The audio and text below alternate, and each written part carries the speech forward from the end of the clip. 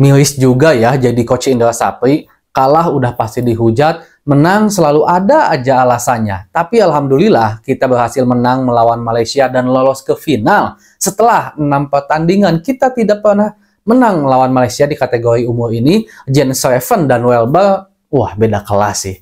Mari kita bahas dari sudut pandang penikmat sepak bola, bukan pengamat sepak bola. Dari Sabang sampai Merauke, kita bersaudara.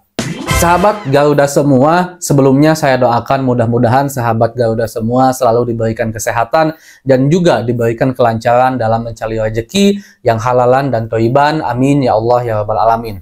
Sebelum saya masuk ke teknis permainan timnas Indonesia barusan saat melawan Malaysia dan mungkin harus seperti apa saat melawan Thailand, ada hal yang ingin saya bahas dulu, mungkin masalah Coach Indra Sapri. Mungkin konten ini nggak akan nyampe ke mata atau ke telinga Coach Indra, tapi seenggaknya mungkin di masa depan ini bisa bermanfaat seenggaknya bagi kita Sobat Garuda. Kalau sabar Coach, bahwa masih banyak kok supporter timnas Indonesia yang mendukung timnas tanpa melihat siapa pelatihnya, tanpa melihat timnas mana yang bermain, senior kah, U23 kah, U19 kah, U16 kah. Yang penting ada logo Garuda di dada, siapapun pemainnya, jenjang umur timnas manapun yang bermain, dan juga siapapun pelatihnya kita akan dukung.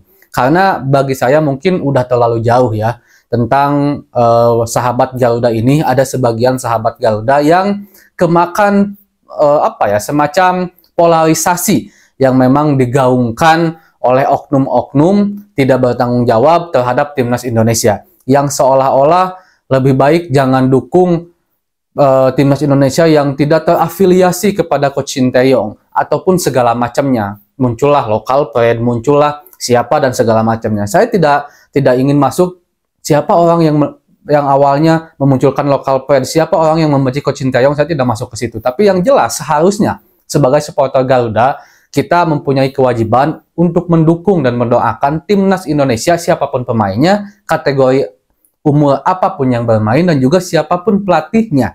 Karena kita sangat menghormati Coach Sinteyong, kita sayang kepada Coach Sinteyong, bukan berarti saya tidak mendukung. Silahkan lihat jejak digital saya, adakah saya menghina-hina Coach Sinteyong? Nggak ada. Saya selalu mendukung, doakan Coach Sinteyong ini, bahkan bantu dengan lisan kita, bantu dengan ketikan-ketikan kita kalau seandainya ada oknum-oknum yang tidak bertanggung jawab, menghina-hina Coach Sinteyong, tidak mengkritik sesuai dengan fakta yang ada, lebih ke ya mungkin semacam hujatan lah, bukan kritik. Kita harus bantu juga Coach Sinteyong untuk membersihkan omongan oknuman bajal seperti itu di media sosial. Tapi kita juga secara tidak sengaja, mungkin secara di alam bawah sadar kita malah ikut masuk terperosok seolah-olah Coach Indra berbeda haluan dengan Coach Sinteyong, ataupun siapapun pelatihnya seperti Coach Bima juga berbeda haluan. Jadi seolah-olah apapun yang dilakukan oleh Coach Indra Sapri itu salah gitu kan. Dia kalah udah pasti salah.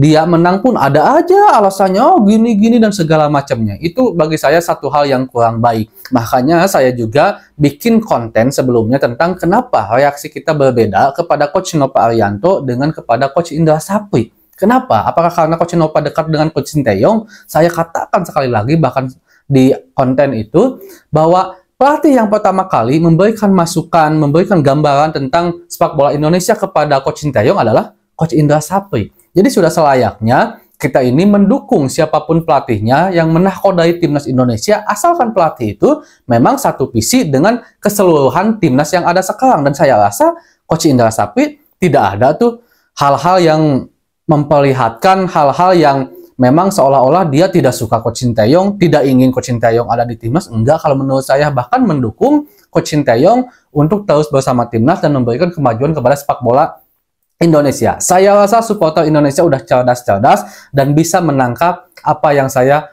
omongkan ini. Nah, sekarang saya masuk ke timnas Indonesia. Bagi saya, timnas barusan bisa dibilang hampir saja gagal menang ya, karena memang Malaysia tampil dominan, bahkan bisa dibilang kita dipaksa bertahan sampai sebelum akhirnya tercipta sebuah gol. Tapi disiplinnya timnas Indonesia itu luar biasa banget. Bagaimana Iqbal, Kadek, dan juga Buffon di lini belakang itu disiplin, lini tengah Welburn juga bersama Afiatul cukup bagus juga, Revans juga walaupun dia habis-habisan memberikan kontribusi terhadap penyerangan timnas, tapi dia juga selalu menjadi pemain bertahan pertama yang berusaha melakukan pertahanan sebelum bola itu atau sebelum tim Malaysia membuat serangan. Walaupun seenggaknya nggak berhasil merebut bola, tapi seenggaknya dia mengganggu di lini serang, dia memberikan bayang-bayang. Itu kan satu hal yang bagus banget. Sebelum saya masuk ke pemain lain juga, Jens Schreven dan Welbeng juga, bukan bermaksud saya merendahkan pemain-pemain lain, tapi memang kita harus akui kalau dua pemain ini beda kelas. Jens begitu luar biasa, begitu dominan, dia benar-benar sempurna untuk klasik is number one, untuk pemain murni nomor 9. Dan pemain nomor 9 ini yang sampai saat ini langka ditemukan untuk timnas Indonesia. Bahkan untuk timnas U23 dan juga timnas senior, sampai saat ini salah satu masalah tertingginya adalah pemain nomor 9. Walaupun ya di nomor 9 juga di timnas senior kita punya Ramadan Sananta dan Dimas Derajat. Tapi untuk saat ini memang kontribusinya belum bisa dibilang bagus untuk timnas Indonesia. Itu sebabnya juga saya tekankan, banyak sekarang yang bilang Jens ini harus dicoba di timnas senior. Jens ini jangan dulu bermain di senior, biarkan dia berkembang karena masih muda. Bagi saya itu kurang tepat. Kenapa kurang tepat? Karena mungkin sahabat Garuda yang bilang seperti itu tuh belum tahu bagaimana historis Schreven bisa menjadi warga negara Indonesia. Harus ingat, Jens Schreven itu menjadi warga negara Indonesia atau diproses naturalisasi memang karena keinginan Coach Sinteyong. Coach Sinteyong langsung yang turun tangan untuk memantau Jens Schreven, diperuntukkan untuk persiapan timnas senior yang memang saat ini belum mempunyai penyerang nomor 9 yang memuaskan lah gitu. Jadi menurut saya ya otomatis Jens memang akan dipanggil oleh Coach Sinteyong. Walaupun kita juga tidak boleh lah nantinya berharap lebih kepada Jens Schreven. Di timnas U19 bisa dibilang sempurna Jens Schreven ini karena bermain di seusianya. Tapi di level senior nanti lawannya beda-beda lagi. Bagaimana pressing backnya, bagaimana kecerdikannya, kekuatan fisiknya gitu.